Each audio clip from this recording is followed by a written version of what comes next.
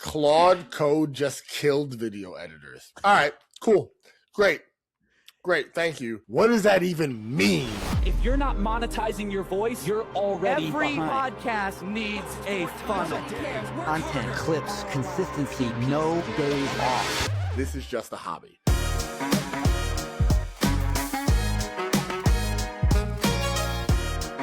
Hey, listener. Welcome to episode 12. It's late when we're recording this. It's been a long weekend day. We really appreciate you. Look at the highlights. It's a short episode. Maybe stick with us. If you just want to come back next week, we forgive you. I don't. Bye. We did it. Woo. And by we, I mean you. Wait. Gold medals. Hold on. All I know is that you froze. Right. Oh gosh. I didn't even realize you were going to ask me about that. Yeah. I Get didn't this humility out of here. Clink, clink, clink, clink. Do the whole episode with clinking. Oh gosh, is that too loud on the mics? Oh, Sam gonna love that one. Yo, you know what? Yeah, that's gonna be brutal for him. Sam was also the audio guy in Office Ladies, one of my favorite podcasts of all time. Different Sam, but that was his name. Sam. I was gonna say, I don't think we can afford that Sam. Anyways, congrats, sir. Thank you. Fun day in the AC household. Yeah, it's for those who won our audio. Did a jiu-jitsu tournament today. This one was a lot different. This was a major championship. There are 4 major championships every year: the Europeans, the Pan Americans, the Brazilians, and then the World Championship. This was the Pan American Championship, and I was fortunate enough to go 3-0 in the ultra heavy bracket and win gold, and then go 4-0 in the absolute bracket and win gold again. So double champ status secured. And I am exhausted. So we're going to rip through this podcast, baby. Ladies and gentlemen, welcome to This Is Just a hobby. I don't know whether it's we are so delayed today. Oh, it's me. I'm on hotel Wi-Fi. This is awful. I'm your host, Adam Constantine, along here with Aaron Mojer. Let's have some fun. Hey, let's do it. All right. Where are we starting today, brother? A couple episodes ago, you walked me through your pet peeves, and the fact that you're traveling made me think of one of my favorite pet peeves of yours. So I want to hear your top 3. We'll go airplane and airport, but just like your top 3 travel pet peeves. Ooh, beautiful. And I really hope number 1 is my favorite, which is has become an Instagram series, but it might not be your number 1. Yes. What are your top 3 travel pet peeves? I know 2 for sure, so I'm trying to think, which means that that's 1 and 2.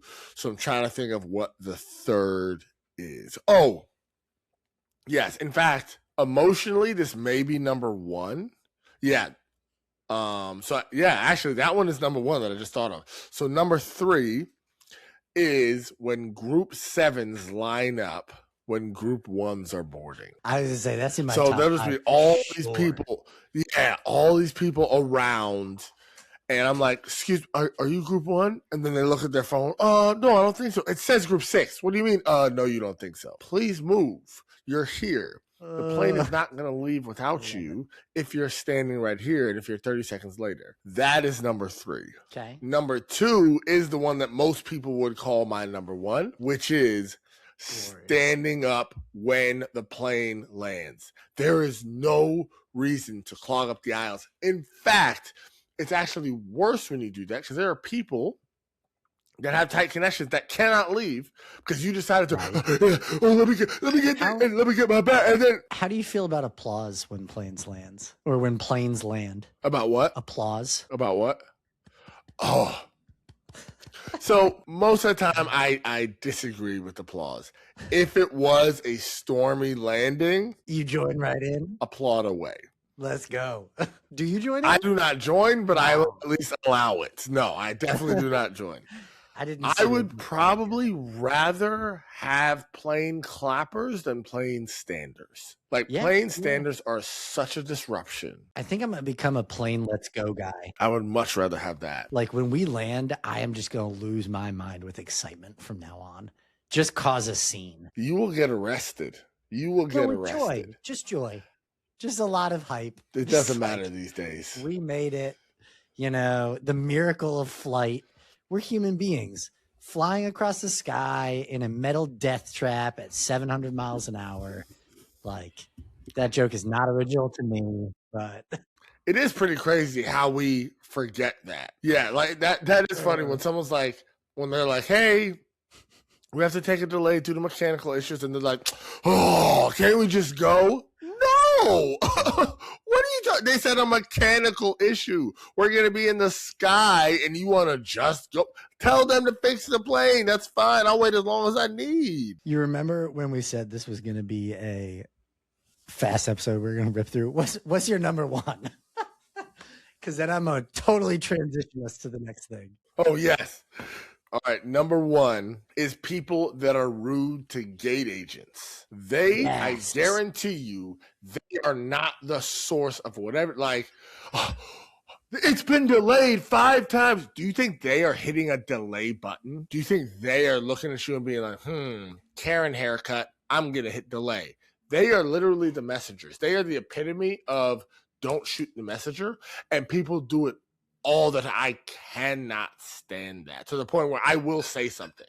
Like I will, like if they are getting upset, I'll be like, now what do you think they had to do with delaying the flight?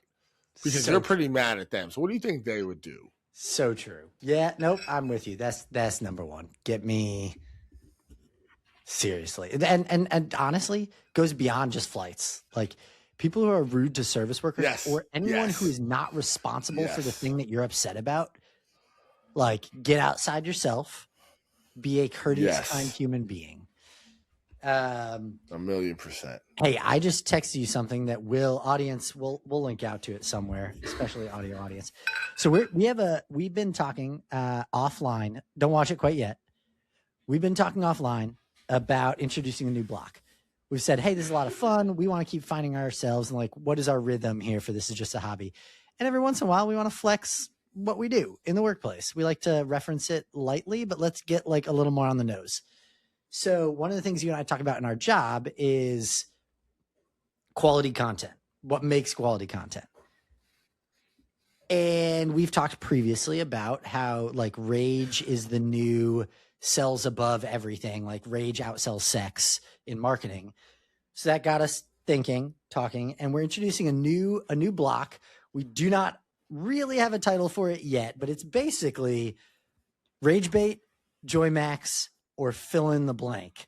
We haven't filled in the blank quite yet. This could be stuff like need to touch grass, marketing hacks. Right. We don't know yet, but each week as we see things, maybe not each week, just as we see things, we're going to send them to each other and then we're going to react to them live on the podcast. So I want to know, I picked one that should be in line with one of these topics, Rage Bait, Joy Max, or something. And I want to know what you think about it. So audience, here it is. AC, go ahead and watch it. I already know it's Rage Bait because I just clicked. I've only seen the thumbnail and it says Claude Code just killed video editors. All right, cool. Great. Thank you. Hey, and it's time to flex what we do every day. Go ahead. Have the floor is yours. Yep. All right. You don't even have to watch it. Let's look at this. All you had to do was go off the go ahead. You already know everything. I really don't. Literally, and honestly, I bet. In fact, what date was that posted? Let's look. Lean back also because your head is cropped. Oh yeah, that's right. That's for our video peeps. All right, now my phone isn't working. That I'll get you the date. That was posted on March 16th. Okay. So about 10 days ago, 11 days ago. Bottom line is he has rent to pay. So what he did was come up with an inflammatory title to get people to watch and or comment. Claude did not kill video editors. What does that even mean?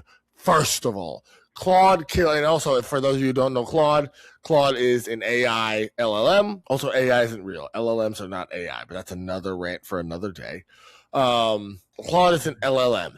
And he is selling some course, some type of hack, some type of download, and he's like, oh my gosh, look at the blah, blah, blah. Let me be very clear here. There actually isn't a person that wants Claude to do video editing more than me and Aaron, because we would be able to do what we want to do. Not, I wouldn't even say better, so much faster.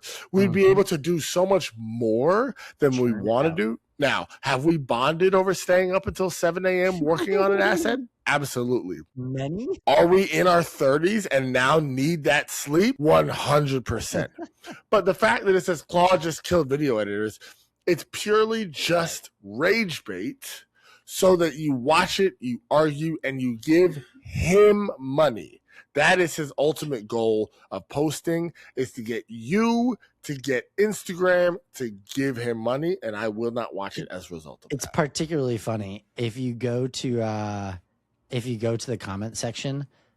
It's a combination of like people actually commenting looking for his thing, because he's like, if you comment blah blah blah, I'll send you a DM. Right.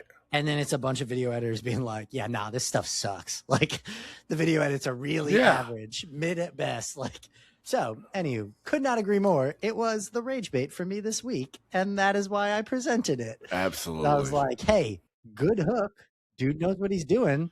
He's getting engagement, doing so by fueling rage, fueling worry, fueling like, and oh no, could I get ahead? Am I missing out? Is my job in trouble? Like, just fueling all the negative sides of marketing response. It's a negative hook, or it's a CMO's positive hook, but it's a lie. So, you know. And it's short-term engagement for long-term thought leadership. Yeah. I will not trust this guy on the stuff he says because it's not true. Right. No, I'm not going to look to him for a source of accurate information because he lies every time he puts up a post and says the catastrophic thing. So no, thank you. So, audience, did you like it? Rage bait, joybacks, or I don't know, brain rot? We'll see. Whatever it becomes, we'll lean into it next week. We will. Good job, though. That's a good poll. Want to play a game? I'm so hungry. I'm honestly trying to decide if we should play games or if we should just move on to the other blocks so I can eat. I cannot tell you because I've eaten one Uncrustable today. You grab your food. I'm going to read you an Am I the A-hole while you eat. And you're just... Ooh, okay, all right. Yeah. Let me know when your food is situated. YouTubers, you may not be able to see me for this. Oh, we can hear it, though. Also, I ordered a family-sized platter of fettuccine Alfredo.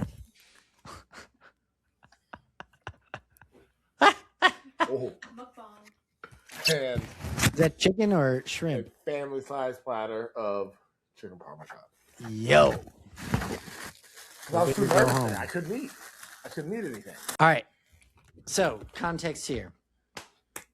This is an Am I the A-hole? I have only read the title. Okay.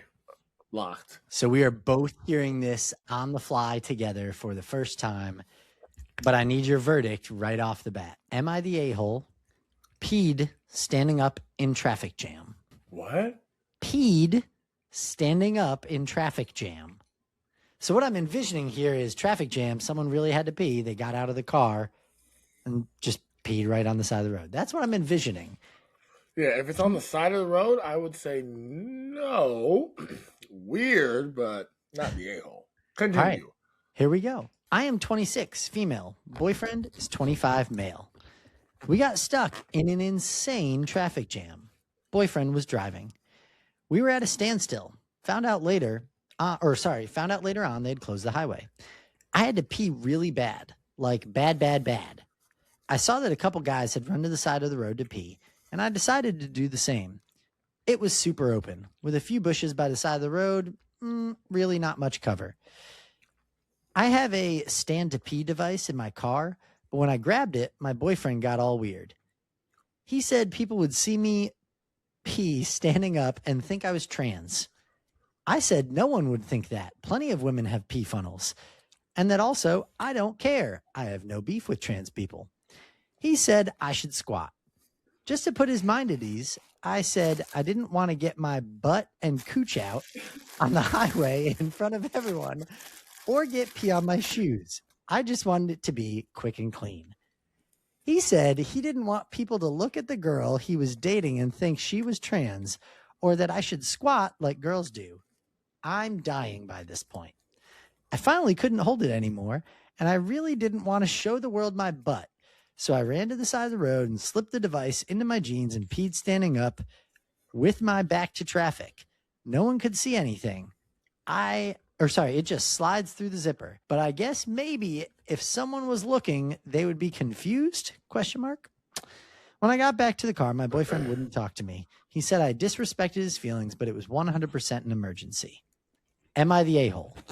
There is an update to this, but I will hold that for now. No.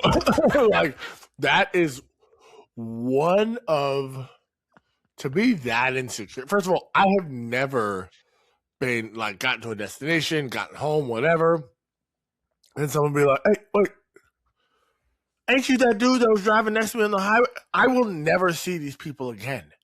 I could care less. That is the most insane thing to get upset over. No, not the a-hole. Final answer. This is a clean, clear verdict unless this update changes anything. But yeah, this is pretty darn straightforward. Here we go. Update. To all the commenters asking, yes, he is an ex-boyfriend now. And yes, there were other red flags. Ditch the man, kept the pee funnel. Gonna laugh every time I pee standing up. That is the end. Entertaining, only good not really a question. It was just a pretty straightforward, nope, you're not. He is, but Yep. There you go. Cut dry, verdict, not the a-hole. 100%. Boom. Easiest one we've done yet. That is the truth. All right, because you are eating, I got a blind ranking for you. I'm going to tell you the category, but you have to blindly rank the items. You ready? I'm locked.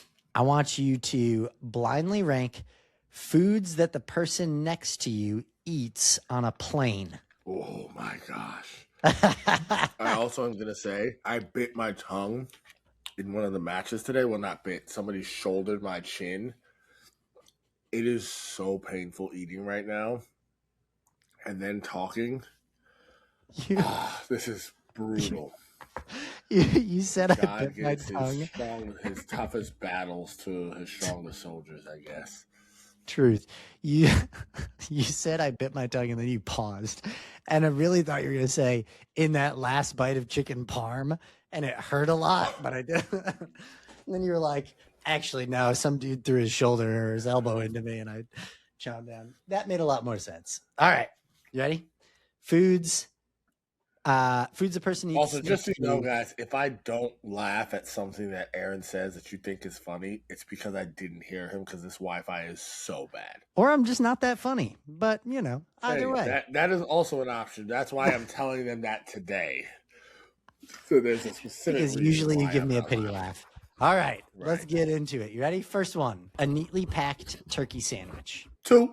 I'll put that at 2. It doesn't smell like anything, so it doesn't bother me at all. Number 2, hard-boiled eggs. We're starting to get there. Hard-boiled eggs actually don't bother me too much, so I'm going to put them at 4 because I feel like you have some diabolical stuff on here. Number 3, tuna salad. Tuna salad is smelly, but I don't think I'm really going to care. So I'm going to put it at 3 to try and shield myself. Okay. Number 4, a protein bar. Throw that in my 1. Have your protein bar. I'll watch my anime, but throw that at number 1. All right. I mean, you've got like your top 4 already locked in. So let's hope it's bad stuff coming. Good. Number 5, day-old leftover fried fish. There it is. Now, do I put it at 9 or 10? I'm going to put it at 9 because I don't trust you as a human being. Number 6, Chipotle. Just a full Chipotle bowl. Honestly, I like where I'm at with this because a Chipotle bowl, I'm going to want it. So if I don't have it, I would be like, man, I don't want to smell this if this is what I want. So I'm going to put it at, do I have 5 open? Yeah, you got 1 through 4 done, Yep. and then 9. Now you got 1 through 5. Yep. I'm putting that at 5. Number 7, a freshly peeled orange. Mid-flight, just peel it right on the spot. I'm going to put it at 6 because I've already stacked everything. But that is a good smell. But again, it's going to make me want it. So I actually am standing by where this list is right now. 8, yogurt, but they scrape the bottom of it. That would be annoying if I didn't always wear noise cancellation headphones. So I'm good on that. I'll throw that at 7. You know what's a terrible scent? Like, do you eat yogurt? No, I don't. Oh, is it a bad scent? If you ever have yogurt, no. If you ever have yogurt for breakfast and you leave it in the car and you go like work for the day or do something for the day, you come back. Oh yeah, because the car is horrific. But that's like, end of day yogurt. We're not talking. I don't want fresh that. Yogurt. Number 9. Garbage. Garbage? Somebody's sitting there eating garbage. Somebody's sitting there eating trash. See, the thing is, I should put it at 10, but I'm afraid of what you actually have as the last one. You know what? I'm putting it at 8. I'm putting it at 8. For this last one, I'm going to take you on a journey. Oh my gosh. Here we go. The person sitting next to you enters the flight with one of those quick grab sushi containers. Oh, wow. Scarf it down. Like pre-takeoff. They were hungry. This is a long flight. Oh, no. Mid-flight, they reach into their bag. Just start eating on some Funyuns. Oh. The stewardess comes by, and somehow they order a mixture over the course of this flight of booze and the fizziest possible things. We're just creating a concoction of some sort. Booze and what? Just fizzy things, club soda, anything with a lot of carbonation. They then pull out why they packed this, how they packed this, you're not sure. Some black beans that were just sitting in a Ziploc bag. Scarf them down quick. You might begin to smell things at this point. Next up, a healthy choice, protein shake. Oh, gosh. You're 2/3 of the way through the flight. Nah, the fart max. Now you've hit some turbulence, though. Oh, gosh. Here it comes. Here it comes. And they reach for the bag. And you're really happy that you moved this to number 10. No. Oh, my gosh. Can I be honest? Knew it. Yes. I opened the list and it was a lot of boring foods. And I was like, I have to make some stuff up to make this interesting. And I didn't think of any till the very end.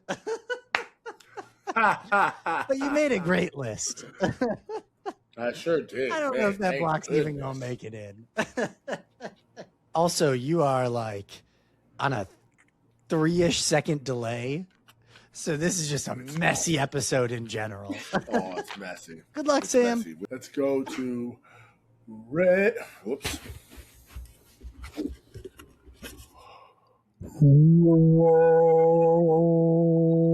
Rent free. Rent free. Rent free. Woo! We hit all 3. All right, what you got for us? I had a chaotic week of like my brain was pinballing.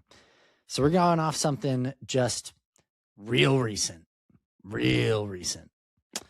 Like yesterday, I saw a new HBO trailer. HBO in December of this year is relaunching Harry Potter series. Harry Potter now like one of the greatest selling book series, biggest fandoms of all time, has movies not that old. I mean, like they probably also are because I'm older than I realize, but like not that dated. So here's what's in my head. How soon is too soon to reboot something? Spider-Man has done it 3 times in the last like decade. And I didn't like it, but now I do because the most recent one, and well, I actually haven't yet seen the trailer for for this new like multiverse Spider-Man. But like, how soon is it too soon to reboot and say, hey, we're ready for another one?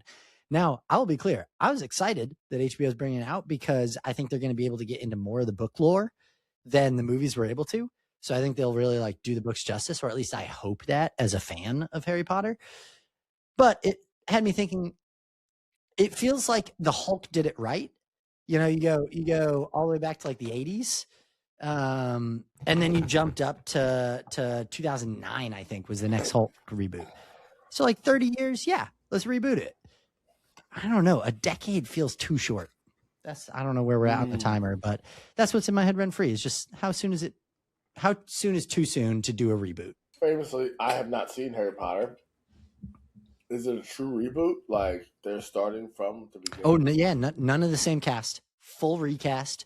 And they'll be doing it like HBO is going to do as a series, which is different than movies. So that could be like, hey, this is a different iteration of the same story. Mm-hmm. But I don't know. It got me thinking. I was like, that whole cast is still around. They're in their 30s now. Right. And they were kids. So maybe it has been 20 years. I don't know. Probably 20 years since the first one. Yeah.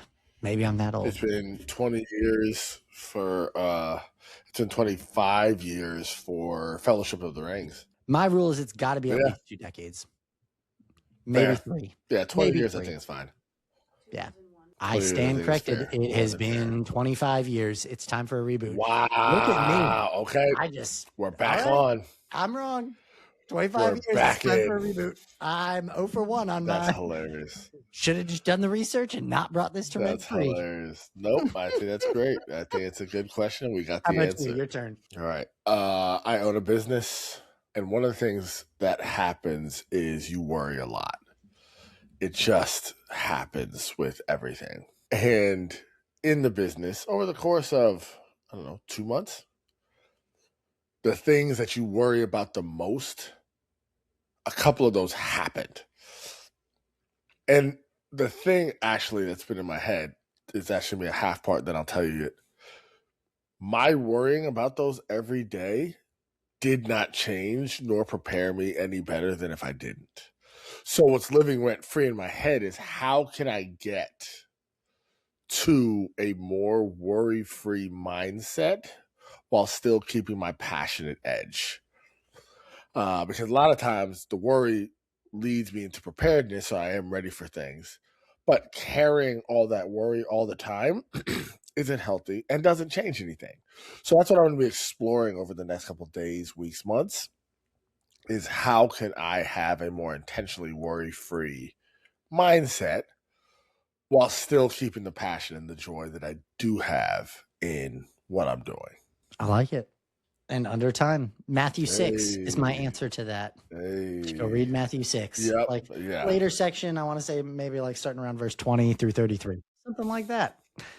There you go. I have to bring one every week. Right, absolutely. And for me, it's how do I bring things like Matthew 6 into my life? I can know it self-awareness. I can read about it. I can even want to believe it. How do I then believe it and make it action is my next steps on this. Yeah. I am so tired. I want to go to bed so badly. So yeah, like we said up at the top of the episode, this was our episode, a little shorter. I'm running on fumes, but Aaron and I did make a commitment to record every week, and we are continuing to do that. That is the win we are taking here. Whether this episode is great or not, we're not going to worry about that because this is just a hobby. Written by Nate Huntley, produced by Squeak and Sinbad, technical producer Will Young, edited by Sam Lee, hosted by Adam Constantine and Aaron Mojo. Thanks, everybody.